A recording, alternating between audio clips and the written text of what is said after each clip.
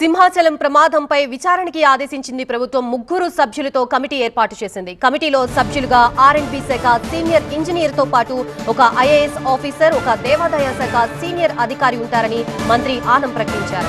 3-4 రోజుల్లో కమిటీ నివేదిక ఇస్తుందన్నారు. అధికారుల నిర్లక్ష్యం గాని, కాంట్రాక్ట్ పనుల్లో గాని నాణ్యత లోపం ఉంటే చర్యలు తీసుకుంటామన్నారు. గోడ పడిపోవడం వల్ల జరిగినటువంటి ఈ కార్యక్రమంలో పూర్తిగా విచారణ చేయాలని ఆదేశించారు.